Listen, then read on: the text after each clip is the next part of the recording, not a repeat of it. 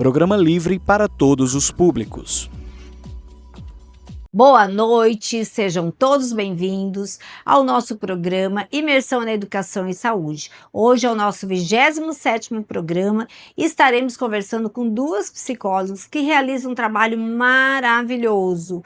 Entre elas, Tatiana Vasconcelos e Josiara, que vai estar falando para nós, né, sobre essa questão da própria sociedade, da própria comunidade, né, como você deve se cuidar, mas também buscar ajuda muitas vezes por conta da violência, muitas vezes por conta da própria necessidade de estrutura no ambiente onde você está, tanto criança quanto mulheres. Então fiquem aí que o nosso programa começa já já.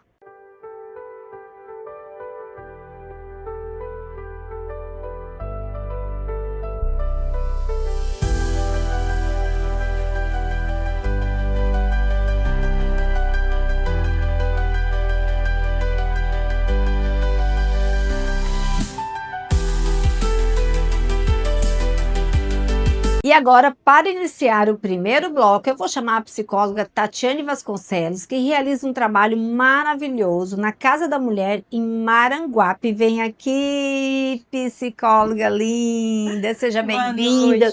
Boa noite. Vamos conversar um pouquinho, né, sobre a questão do feminino, a questão da mulher, né? Passou o mês de março, um mês que a gente todo momento faz referência, né, sobre esse cuidado com a mulher, né, como a violência também está aí numa realidade assustadora, né, na nossa sociedade. Então, por gentileza, se apresente, fale onde você trabalha e depois a gente vai conversar um pouco sobre essa atuação sua na sociedade, na comunidade. Perfeito. Boa noite, pessoal. Eu sou Tatiane Vasconcelos, sou psicóloga social e clínica. Estou atuando na Clínica Floresce, consultório psicológico, e também na Casa da Mulher Maranguapense como psicóloga para atendimento técnico às mulheres em situação de violência doméstica e familiar. Muito bem, então, olha, fiquem atentos porque com certeza teremos muitas informações, tanto nos aspectos para psicoeducar, também nos aspectos para que você se informe e tenha mais condição de buscar ajuda como uma rede de apoio. E aí eu gostaria que você falasse, por gentileza, como é que as mulheres podem ter acesso ao serviço, né? São somente para mulheres que sofrem violência ou para quem também sofre violência testemunhal contra a mulher?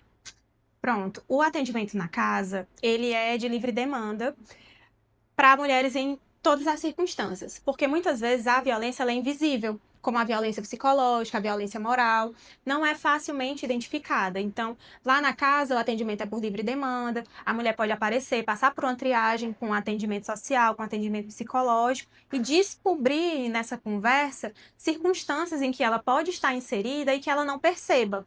Então, esse primeiro atendimento é uma escuta qualificada, um acolhimento incondicional a essa mulher, sem julgamento, né, que é o mais importante no atendimento humanizado, que essa mulher se sinta acolhida e sinta que ela pode falar sem medo.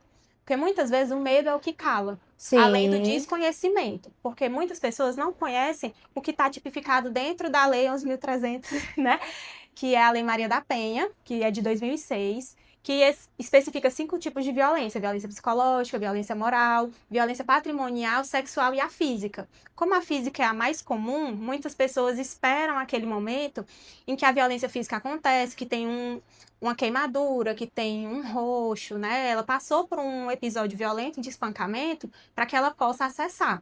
E a violência silenciosa é muito crítico, porque muitas vezes essa mulher ela sofre a violência no ambiente fechado, é no quarto, onde, né, muitas vezes você pode até imaginar que está acontecendo alguma coisa, que a pessoa está chorando, mas você não testemunha, né, de forma visível, né, no real. Então, essa violência silenciosa que muitas vezes o abusador, esse homem violento que pratica esse tipo de crueldade, né, de maldade e até mesmo a própria humilhação, né, humilhar, constranger, também entra na questão da violência, né? Isso. Lá vocês recebem todas as mulheres a partir de que idade? Tem limite de faixa etária? Tem alguma condição para que elas possam ser atendidas? Você falou que é de livre acesso, porta aberta, mas precisa fazer alguma inscrição ou chegando lá ela consegue encontrar esse apoio de imediato? Chegando, não precisa fazer nenhum tipo de agendamento. E lá o atendimento é a partir dos 18 anos. E Certo. por que dos 18 anos? Porque menores de 18, o atendimento ainda está especificado dentro do Centro de Referência Especializado de Assistência Social, que é o CREAS, e o Conselho Tutelar, que é o Sim. órgão que representa, né, e defende a violação de direitos de menores. Então, lá o atendimento é para a mulher a partir dos 18. Tá, esse Centro de Referência Casa da Mulher em Maranguape, ele atende ali o entorno também ou somente quem reside na cidade? Ele é para quem reside em Maranguape e está em Maranguape. Ah, Mesmo que sim. ela não seja de Maranguape, ela pode ser atendida lá e ser referenciada para o município devido. Né? Por Entendi. exemplo, uma mulher que mora em Fortaleza, mas trabalha em Maranguape, foi atendida em Maranguape, a gente atende lá e referencia para Fortaleza. Mas se ela trabalha lá todo dia, passa a maior parte do dia, Maranguape pode realizar esse atendimento se ela não puder vir para a Casa da Mulher Brasileira em Fortaleza. E essa questão da violência contra a mulher, isso é algo que todos os dias chega histórias novas, seja contexto diferente, traz novas experiências negativas, né, para quem está ali, né, no centro de referência na Casa da Mulher acolhendo, como vocês fazem. Como é essa questão da violência contra a mulher? Porque a gente vê o tempo todo na televisão, né, assassinatos, né, tantas questões aí acontecendo. Para vocês em Maranguape, essa realidade é uma realidade que é visível, chega a todo momento também? Lá em Maranguape, a gente tem uma boa atuação em rede. Então, inclusive a vice-governadora, ela sempre referencia Maranguape como um local para os outros municípios realizarem visitas, né? Porque pelo Pacto do Ceará por Elas, que foi de 2023, os municípios foram pactuando e construindo uma casa para poder realizar esse atendimento especializado.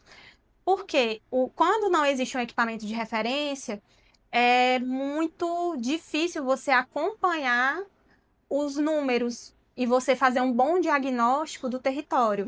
Então, quando a casa pôde atuar, a gente atuou primeiramente trabalhando com a rede. Então, essa comunicação com a assistência, com a Sim. saúde, com o conselho tutelar, porque muitas vezes quando você vai ver uma violação de direitos de um menor, a mãe está envolvida, Sim. muitas vezes numa situação precária, né? E a realidade do Brasil hoje são 4 mulheres que são vítimas de feminicídio por dia.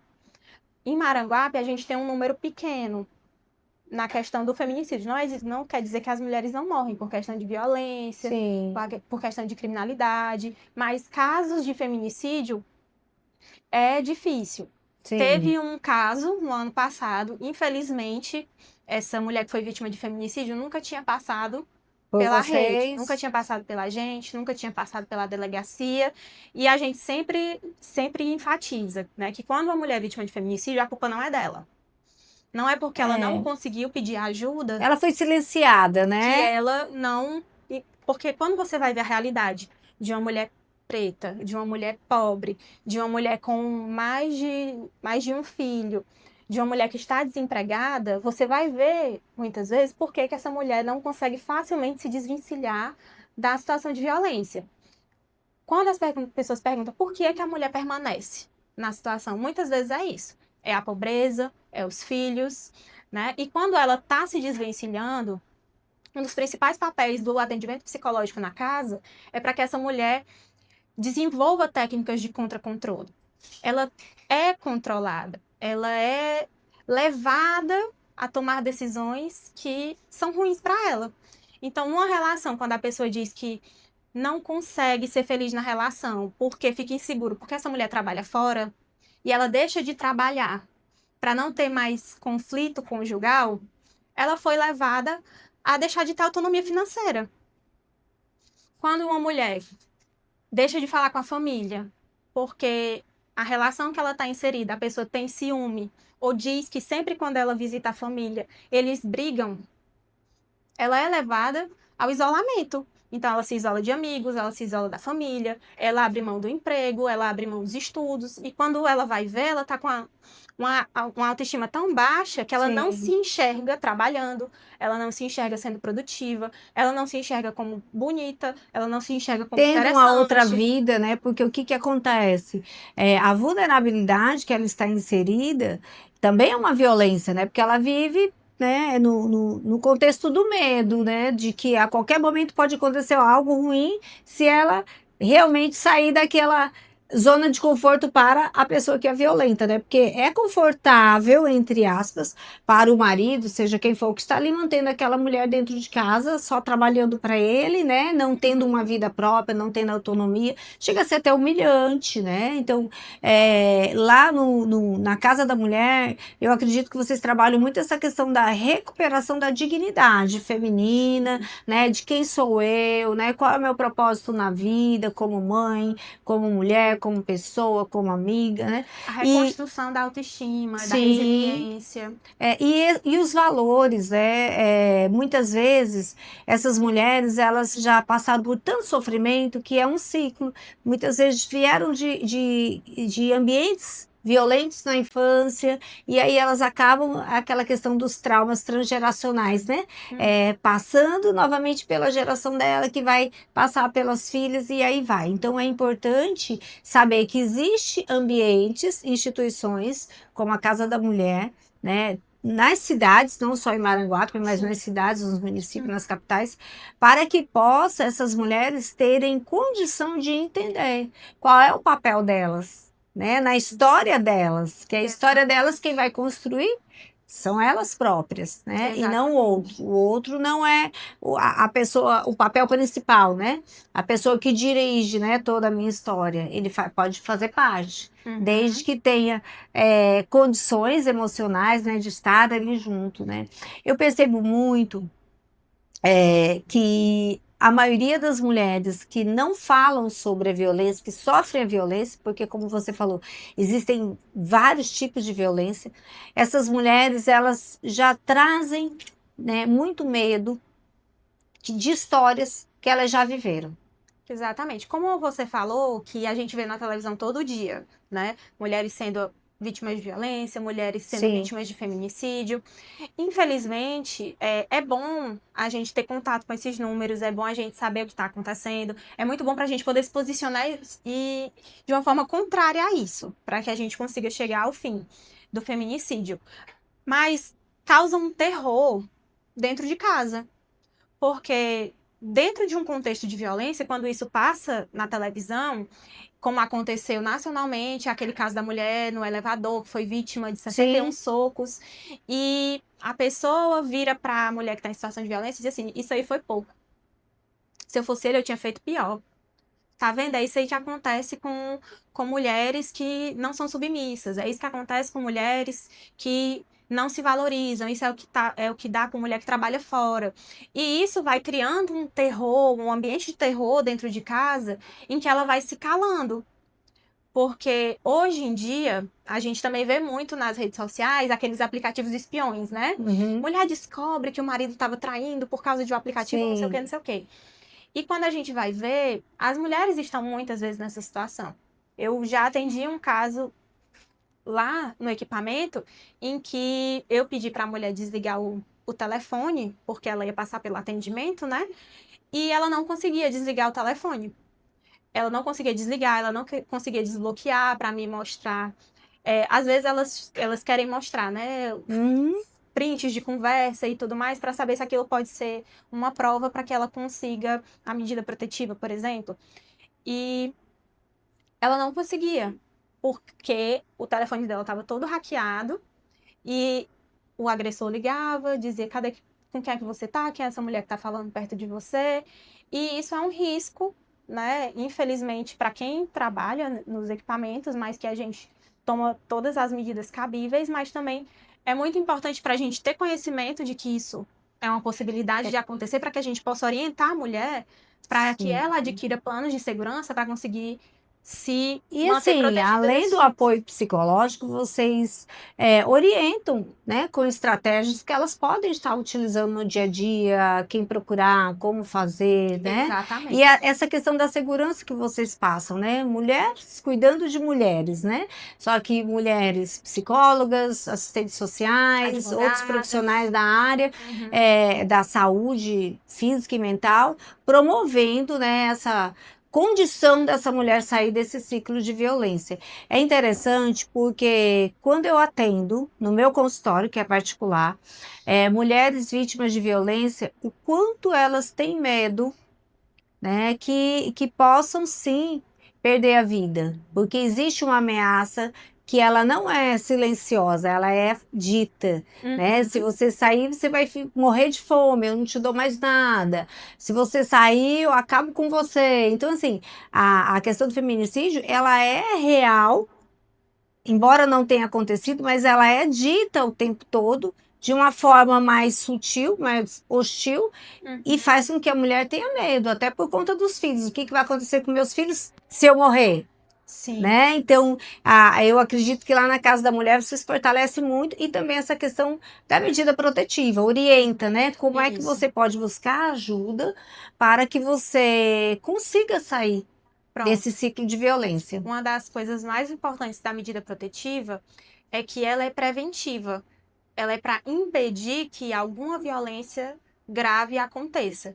Então, como eu lhe falei, né, que às vezes elas querem mostrar fotos, prints, Sim. vídeos, e não é necessário mostrar. Você solicita, informa, né, quando você vai na delegacia ou através da medida protetiva online, da solicitação de medida protetiva online, você pode preencher o prontuário de avaliação de risco. Isso é importante, né? Que Falar aqui para os nossos telespectadores, né, para as mulheres que estão nos assistindo, que elas não precisam se expor, não precisam sair de casa não precisa ir e na que você delegacia. pode sim buscar essa ajuda. Comenta aí, por favor. Pronto, o formulário de avaliação de risco, ele serve para entender quais os tipos de violência que essa mulher está sofrendo. Então, ele vai fazer perguntas que são relacionadas ao cotidiano e que a mulher não se dá conta.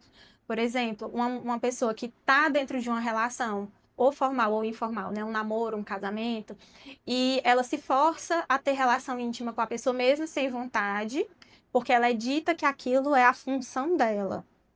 Então, ela faz por pressão. Aquilo às vezes causa nojo, causa dor. Sim, é uma E aquilo violência. é uma violência sexual. É, Quando ela é proibida de usar métodos anticoncepcionais, sim. quando ela é forçada à gestação, porque muitas vezes acontece da mulher estar dentro de uma relação, ela queria ter a relação íntima, mas durante a relação a pessoa tira a camisinha, por exemplo, Uhum, sem ela perceber. E sim. aquilo gera ou uma infecção sexualmente transmissível, ou uma É, gestação que ela não planejou e não desejou. Aquilo também é acontece agressivo, é uma é violência. uma violência. E aí ela vai identificando o nível de risco que ela está. Esse formulário ele serve para dizer se ela está em risco iminente de morte, de uma violência física, E aí ou vocês de uma analisam esse formulário e vocês orientam essa mulher como ela deve se comportar, o que ela deve fazer diante dessas situações que são Exato. recorrentes no dia dela. Exatamente. E aí vai junto, tanto o formulário e a solicitação da medida protetiva vai direto para a vara criminal, passa pela avaliação do juiz e sai com até 48 horas. E ela pode fazer de casa. Pode fazer de casa, do telefone, é tranquilo ela fazer E essa lá solicitação. na casa da mulher, existe um telefone que elas possam estar ligando e pedindo ajuda? Como é que vocês orientam essa questão? É uma violência que você percebe que o agressor está dizendo que vai tirar sua vida, um exemplo. Ela precisa daquele socorro de imediato, O né? Que socorro ela está imediato, percebendo o risco de o morte. ideal é que Ah, ela ligue 190. 190, olha Isso, aí. porque o CIOPS, ele vai mandar a viatura que está mais próxima, De de imediato. imediato, para fazer a abordagem lá. Tanto ela pode ligar, como o vizinho, como familiares.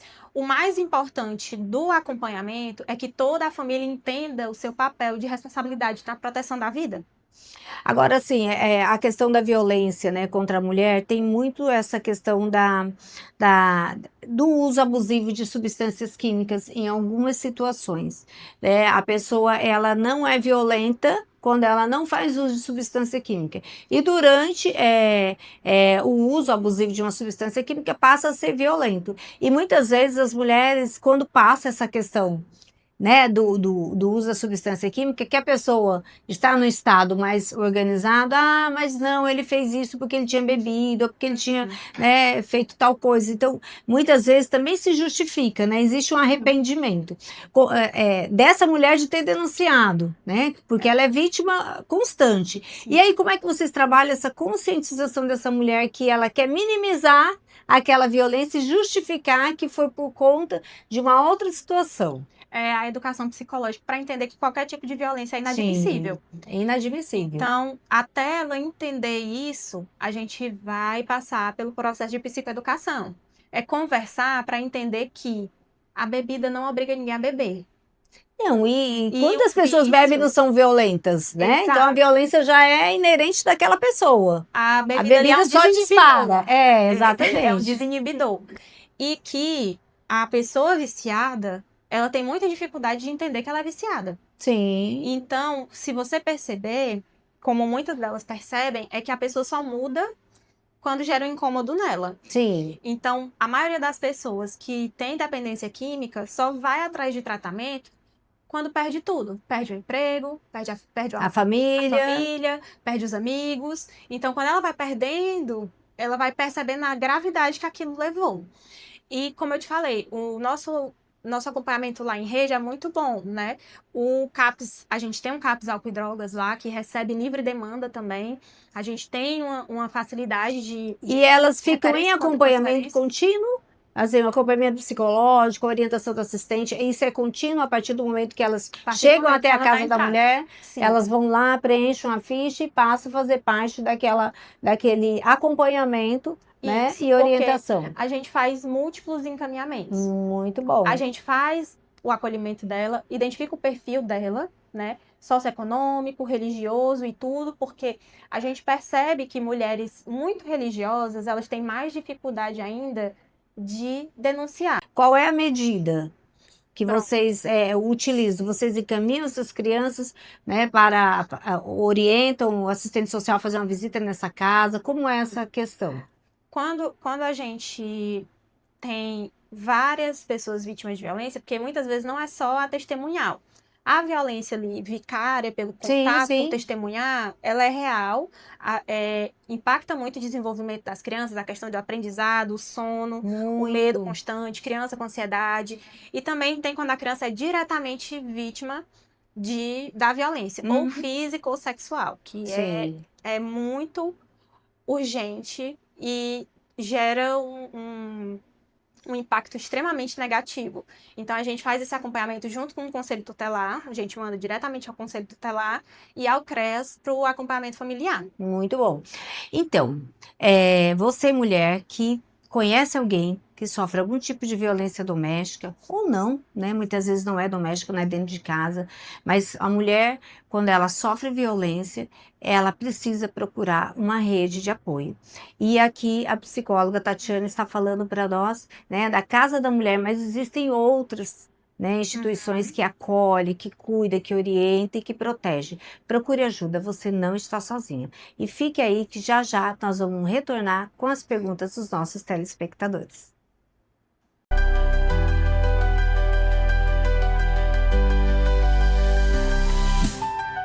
Vim apresentar hoje a EAEB, a Entidade Estudantil de Apoio Estudante do Brasil. A EAEB é uma entidade credenciada junto à ETUFOL. Casqueiro, qual é essa nova parceria da TV União, da Rede Multi de Comunicação com a EAEB? A EAEB faz sua carteira da meia cultural. Lá você vai poder pagar a meia no teatro, no cinema, no show, no estádio de futebol e no beach park, conforme determinação de lei. Só serve as carteiras das entidades credenciadas no estado do Ceará para ter o benefício de 50% dentro do beach park. A carteira da meia cultural não serve para o transporte coletivo, mas você pode adquirir a sua carteira. Estou estudando, meu filho está lá na creche, Casqueiro. Você já pode solicitar a sua carteira. Da creche, após graduação, após doutorado, você pode ter a sua carteira da meia cultural. Ajude o nosso parceiro, mantenha contato por esse telefone e solicite sua carteira.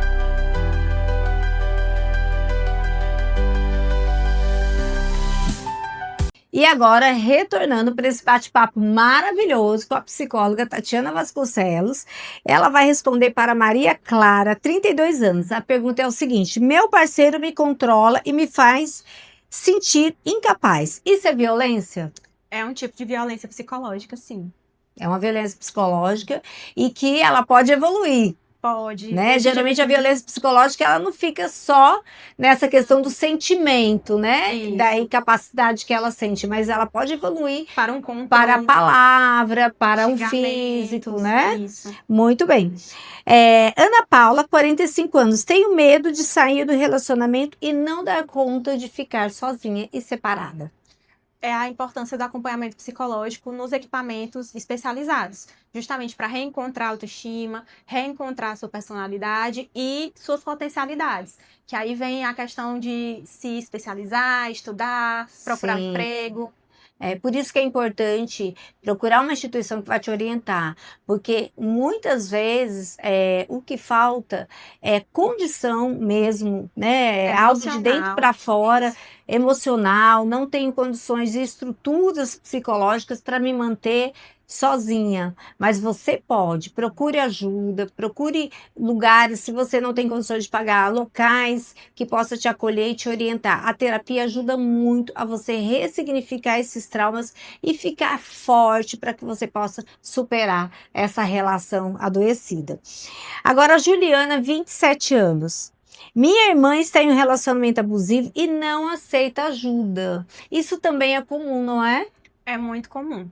Durante o atendimento às mulheres, a gente, inclusive, ajuda a rede de apoio a entender meios e métodos de intervenção e de conversa para que essa pessoa tente, para que ela aceite o primeiro atendimento.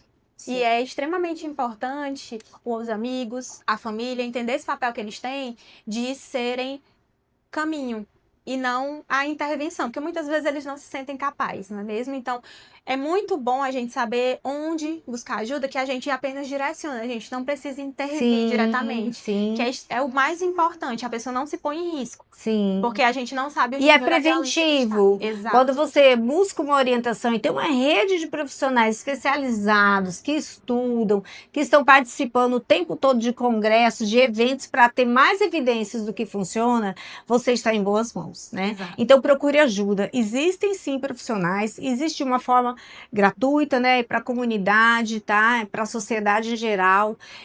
Como você falou, é porta aberta. Então, assim, sim, qualquer mulher que chegar ali vai ser atendida, né? E também o 180, também o 180, é muito importante, que é um canal de informação também. Canal de informação, muito bom. Muito obrigada, adorei. Olha, a gente poderia passar aqui a noite conversando, é um tema muito importante.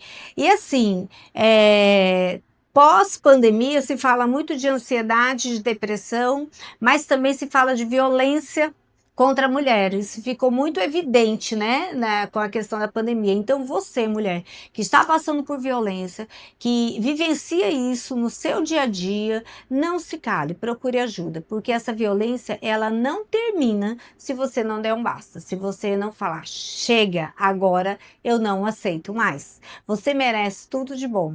Se cuide. Nós vamos voltar já já para o nosso terceiro bloco. Até mais.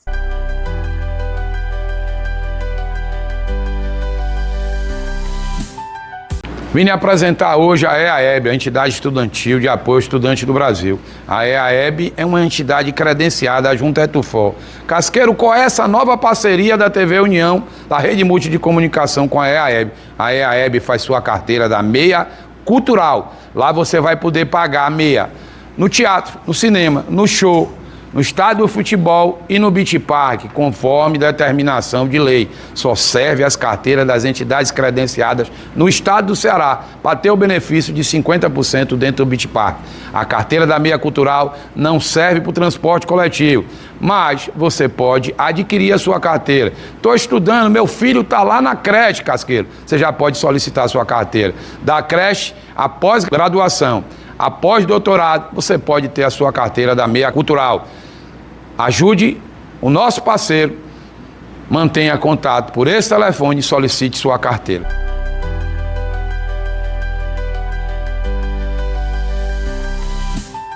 E agora, retornando ao nosso terceiro bloco, eu vou chamar a psicóloga Josiara Castro, que realiza um trabalho super bacana com crianças que apresentam transtorno do espectro autista, crianças com TDAH e crianças que vivem em vulnerabilidade. Então, vem aqui, por gentileza. Tudo bem? Seja bem-vinda.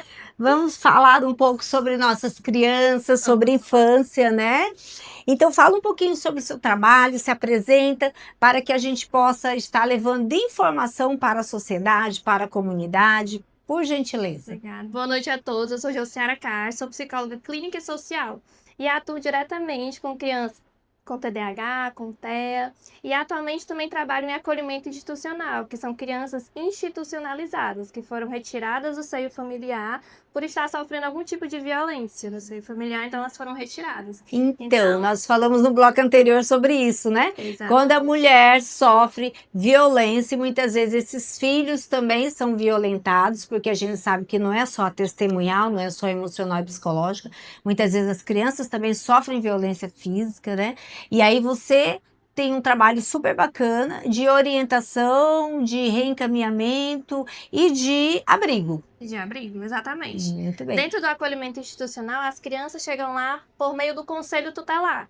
Né? Então, assim, é feita uma denúncia pela comunidade, pelos próprios familiares, às vezes. Então, essas crianças, elas são encaminhadas ao Conselho Tutelar e ele é a última instância. Então, assim, o Conselho Tutelar ele vai procurar familiares, vai procurar pessoas que têm algum vínculo com essa criança. Não encontrando, eles vão ter que retirar essa criança do seio familiar. E aí vão trazer para o acolhimento institucional. Entendi. Então, essas crianças vencem toda essa violência física, sexual, negligência. E aí essa criança tem que ser retirada para proteger. Então o Conselho Tutelar vai ter que agir de imediato. Então a gente pode receber criança a qualquer momento no acolhimento. Muito bem. Tem algum número específico? Do Conselho Tutelar? Isso. Para cada Conselho Tutelar vai ter o seu número, né? Então eu atuo em Maranguape, vai ter um número específico, mas as pessoas podem denunciar através do Disque 100. Né, que é um número que você pode ligar e fazer a denúncia, que criança está sofrendo algum tipo de maus tratos, é anônimo. Que também. É uma central, né, para que receba essas informações. Exatamente. Então, e pode consiga agir rapidamente. Pode ser anônimo, né, então as pessoas podem ligar o Disque 100, essa denúncia pode ser anônima e essa criança vai ser protegida. Então, você desenvolve 2 trabalhos excelentes, né? Porque de toda forma as crianças, tanto com TEA, com TDAH, né? Com transtorno do neurodesenvolvimento, crianças que sofrem violência, elas vivem vulnerabilidade, né? Essa vulnerabilidade, ela afeta o emocional, né? Se é uma criança que ela tem algum transtorno, não estou falando do transtorno que vivencia dentro do conflito doméstico, da violência doméstica, mas algum transtorno do neurodesenvolvimento, e muitas vezes não é acompanhada, não é tratada, né? Não tem uma condição de profissionais ali dando uma assistência para que ela se desenvolva. Você realiza esse trabalho junto com as famílias, orientando? Sim, dentro do acolhimento? Sim. Dentro do acolhimento institucional, quando a criança chega lá, a gente vai procurar algum familiar para dar esse suporte. Quando a gente não encontra, essa criança ela é dada o suporte através de toda a rede, todos os profissionais que se encontram no acolhimento. Então, assim, quando essa criança ela tem uma possibilidade de reinserção familiar, é feito visitas e feito um trabalho para que essa criança retorne para a família. Sim. Caso não haja a possibilidade, essa criança, através do judiciário, do Ministério Público, vai entrar no processo de adoção. Entendi. Né? E aí já se torna um outro processo. Então, dentro do acolhimento, a gente vai ter crianças com TDAH, crianças com TEA, que acabam, doutora, tendo um processo ainda mais complexo de desenvolvimento dentro do acolhimento. Então, esse trabalho se torna um pouco mais complexo quando se tratando de crianças em acolhimento, crianças com TEA e com TDAH. Devido aos comportamentos que elas apresentam, muitas vezes, quando elas chegam para a gente no acolhimento com TEA ou TDAH, esses sintomas acabam se intensificando muito nos primeiros meses. Sim, porque a mudança, né? Mesmo sofrendo violência, está num ambiente diferente.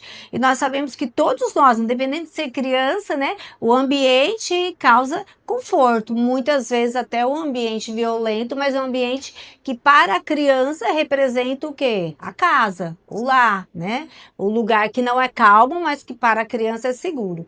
E é interessante o que você trouxe, porque nas fases de desenvolvimento infantil, o quanto as crianças precisam estar seguras, né? Elas precisam, para que possa se desenvolver, o cérebro, para que, né, se desenvolva adequadamente, precisa estar num ambiente calmo e seguro, né? Um ambiente que promova não só a saúde mental e emocional, mas também a saúde física dessa criança, essa integridade.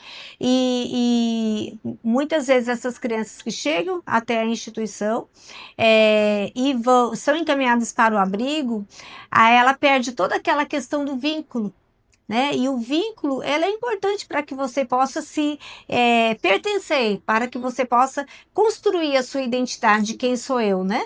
Então, essa questão do vínculo, como é que vocês trabalham quando acontece dessa criança que vocês receberam, né? Elas serem entregues, né, para adoção, né? Ser conduzida para adoção, e muitas vezes eu acredito que esse vínculo não vai nem acontecer com a família que adotou, né? Porque se a criança ela tem algum transtorno do desenvolvimento, fica ainda mais difícil.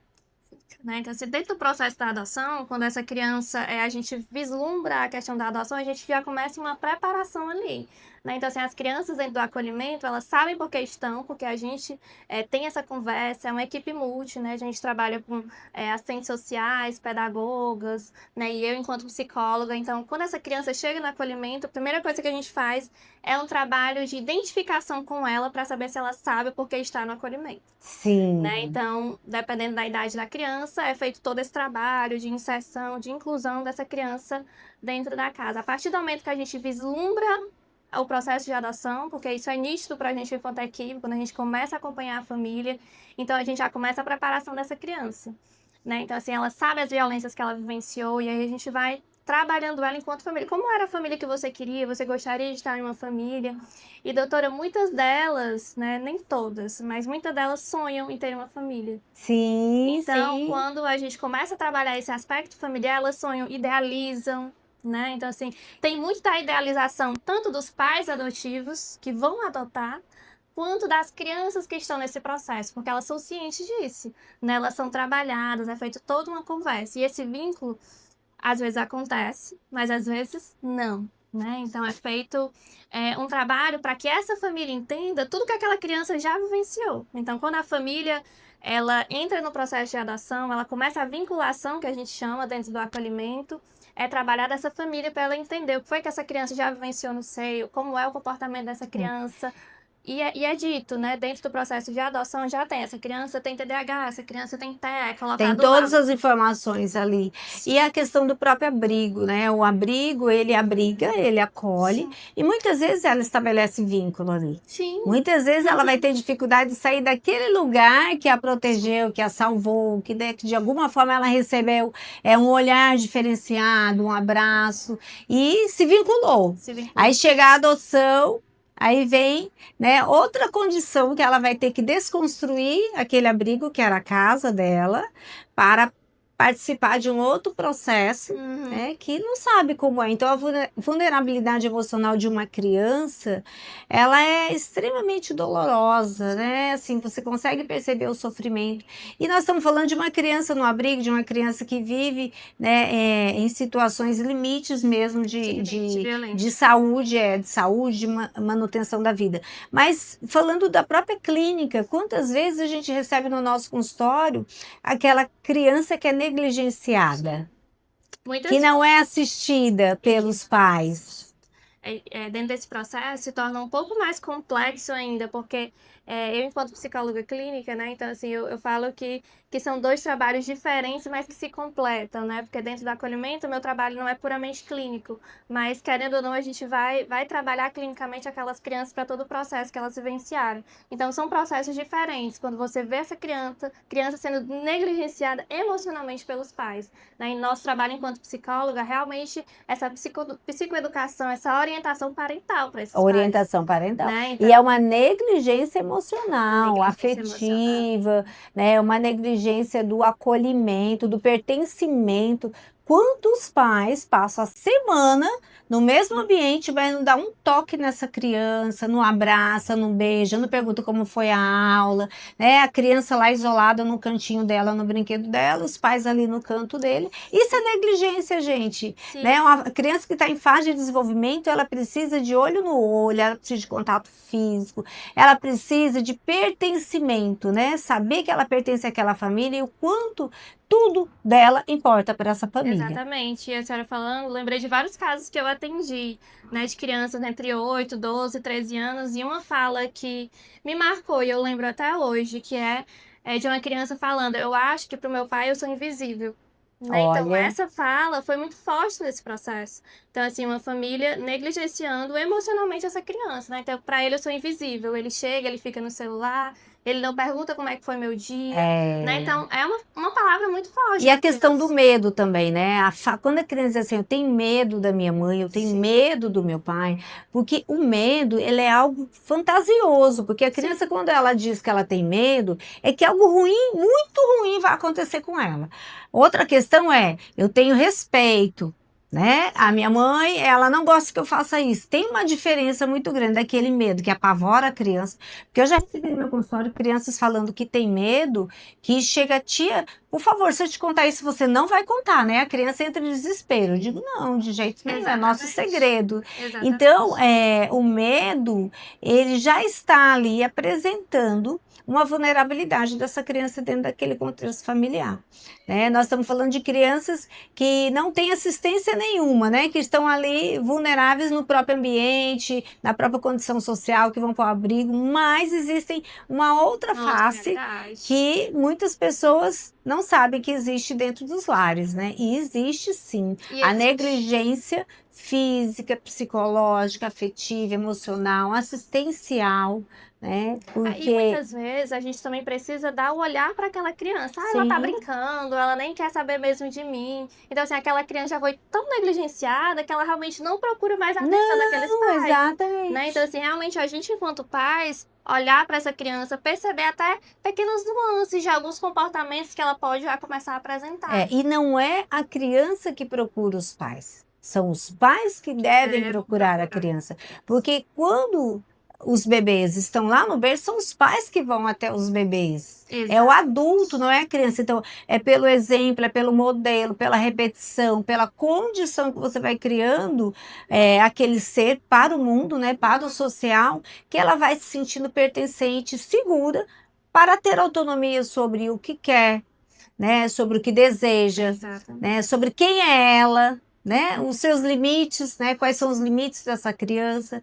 Então é interessante porque nós estamos falando de crianças no abrigo, mas tem tantas crianças que estão desabrigadas dentro de casa, né, em apartamentos luxuosos, em casas luxuosas, mas sem pai, sem mãe, sendo cuidada por qualquer um. Exatamente. Porque uma babá, uma secretária, qualquer outra pessoa, nenhuma pessoa, qualquer que seja, substitui um pai ou uma mãe. Não. E é isso que a gente fala dentro do acolhimento, né? A gente atualmente estamos com 15 crianças no acolhimento onde eu estou, né? Eu já estive em acolhimento em Maracanã, agora estou em acolhimento em Maranguape, trabalhando enquanto psicóloga, né? Então, fazendo esse paralelo, né, da clínica para o acolhimento.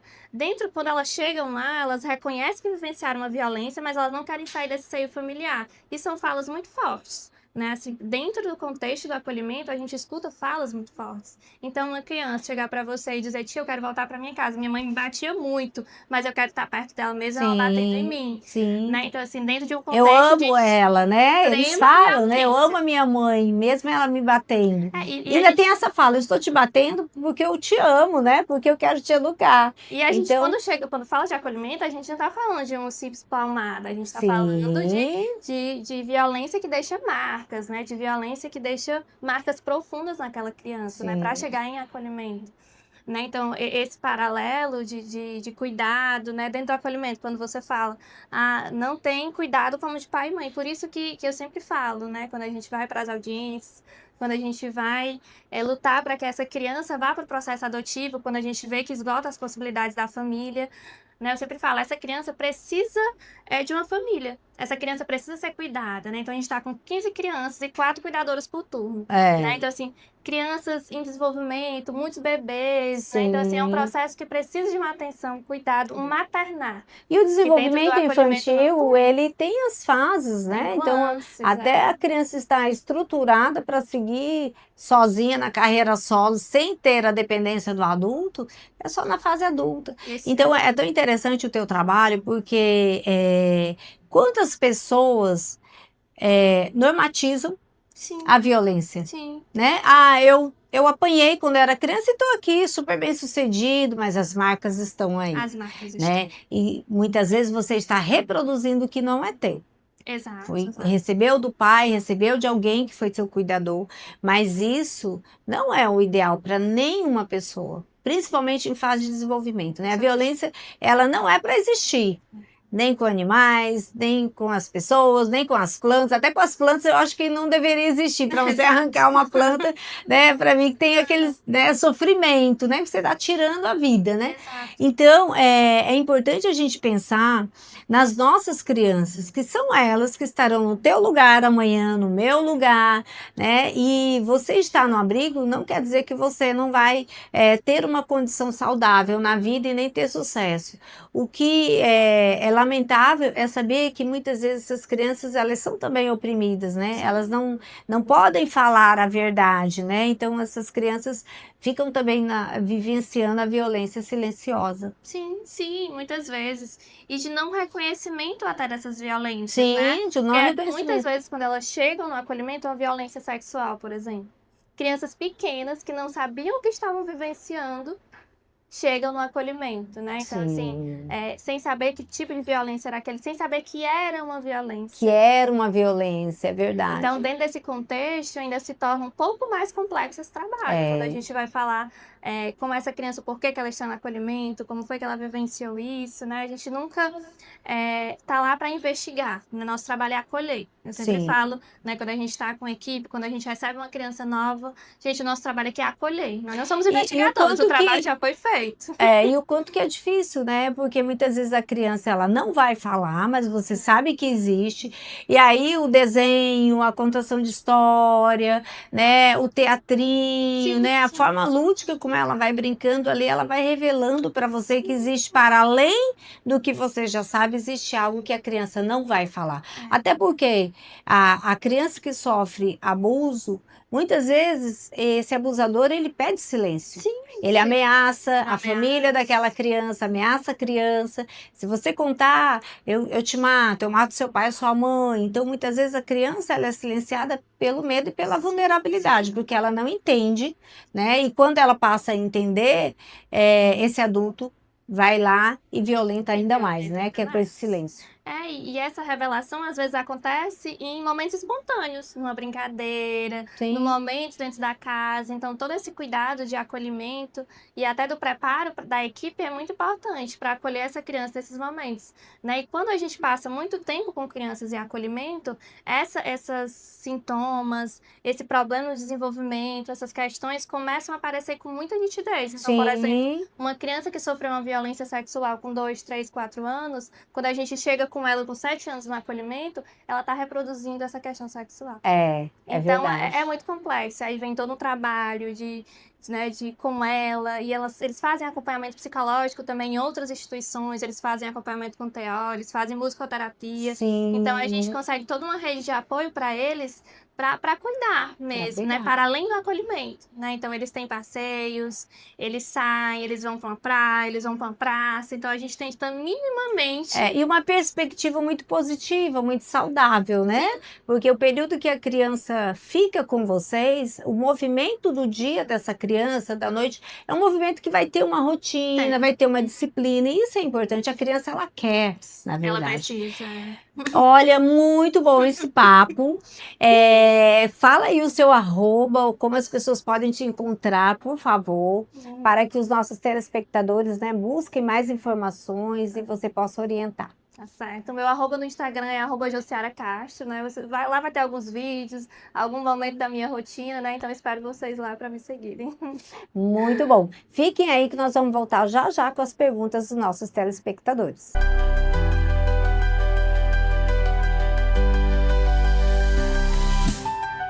Vim lhe apresentar hoje a EAEB, a Entidade Estudantil de Apoio ao Estudante do Brasil. A EAEB é uma entidade credenciada junto à ETUFOR.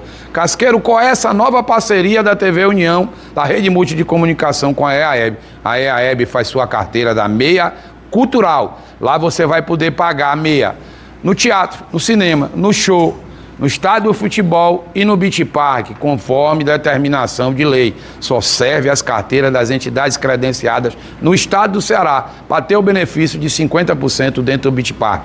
A carteira da meia cultural não serve para o transporte coletivo, mas você pode adquirir a sua carteira. Estou estudando, meu filho está lá na creche, Casqueiro. Você já pode solicitar a sua carteira. Da creche, após graduação, após doutorado, você pode ter a sua carteira da meia cultural.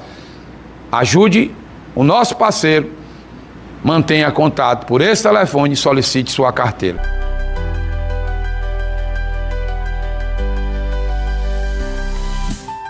E agora, voltando com as perguntas dos nossos telespectadores, a primeira pergunta é: Afonso Brito, 27 anos, criança com TDAH, pode ter hiperatividade e TEA? Criança com TDAH pode sim, né? Geralmente são comorbidades, né? Então eles podem sim apresentar dentro do diagnóstico TEA e TDAH. E ela pode ter histórico de agressão? Pode. Não é uma condição pré-determinante dentro dos dois transtornos, mas devido à intolerância à frustração, os processos que ela enfrenta com a impulsividade, com a hiperatividade, essa agressão pode surgir sim dentro dos processos de frustração, de negação, então eles podem se tornar agressivos. Silvia Helena, 51 anos.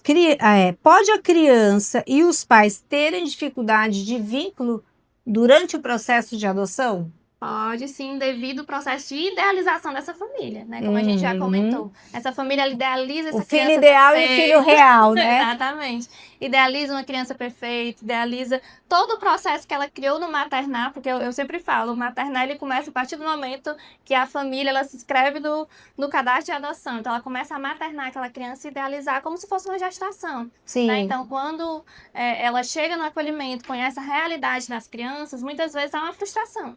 Sim. Né? Tanto da família como da criança, como a gente comentou. Então, pode sim haver dificuldade no vínculo, mas que isso pode ser trabalhado. É trabalhado com a equipe, é trabalhado com a família, né? Então, assim, não se frustrem e aprendam a lidar com os processos de cada criança. Eu acho que para adoção, você tem que estar com essa mente aberta, né? De aprender a lidar com o processo de cada criança que já tem uma história. Pode ser um bebê, mas ele já tem uma história. Já tem uma história. E eu digo que a maior adoção é essa adoção onde ela é genuína, independente Sim. da história, da raça, do gênero da criança, né? E outra questão também, uma criança, quando você adota, é a maior forma de amor que existe, porque você foi buscar essa criança. Sim. Ela não saiu do seu ventre, né? Você não é a pessoa que gestou, a pessoa, né, que está ali, que é o pai biológico, é a mãe biológica, ou gestada também por terceiros, a gente sabe que existe, né, com as características dos pais, mas a maior forma de amor é a adoção. Eu também. É lindo, é lindo, também lindo, concordo lindo. com esse processo.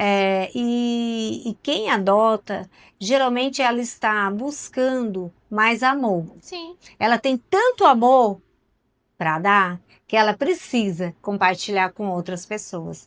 Então é lindo. O seu trabalho é maravilhoso, mas vocês pais biológicos também muitas vezes precisam adotar os seus filhos. Porque tem tantas crianças que é de sangue, né, que é sanguíneo, e essa criança não é adotada pelos pais biológicos. Então, adotar de todas as formas, seja aquela criança que, né, não tem o seu sangue, mas aquela criança que tem o seu sangue também precisa, né?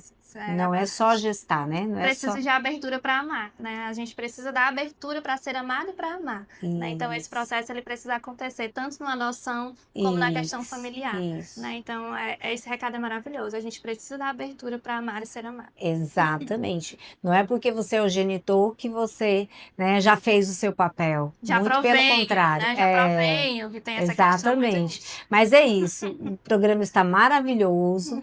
Espero contar contigo em outros momentos. Claro, pode Se contar tiver algum contato de telefone que as pessoas possam estar buscando ajuda também para essas crianças que sofrem violência, é importante você colocar agora. Pronto, né? Então, assim, se você souber de alguma criança no seu seio familiar, na sua comunidade, ligue o Disque 100, né? Lá você pode ligar de uma forma anônima, não precisa se identificar, mas você vai estar protegendo uma criança, né? De sofrer violências ainda piores do que ela já está vivenciando nesse contexto, né? Então, ligue o Disque 100. Lá você pode dar todas as informações sobre o processo que está acontecendo com essa criança e totalmente seguro e de forma anônima. Muito bem. Disque 100, não se cale. Essa criança precisa de voz. E Exato. nós devemos, é nossa obrigação, enquanto adulto, proteger nossas crianças. Até mais.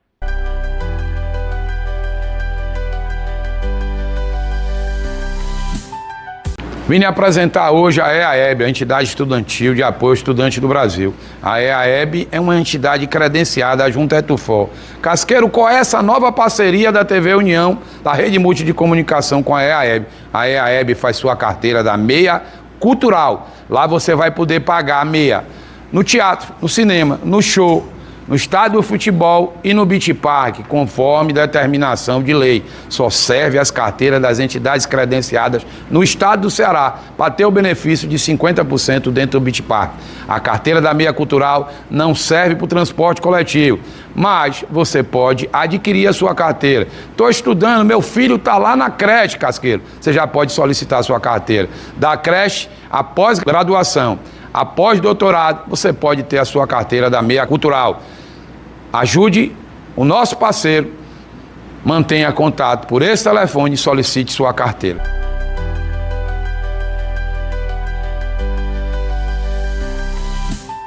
Chegamos ao final de mais um programa Imersão na Educação e Saúde com profissionais de sucesso. Hoje nós tivemos o prazer em receber duas psicólogas incríveis que falaram sobre a condição da assistência para o social, tanto na questão da violência contra a mulher, como a questão das crianças que vivem vulnerabilidade. Então assista o nosso programa toda terça-feira às 21 horas e se você perder, tem reprise aos sábados às 8 da manhã. Não percam!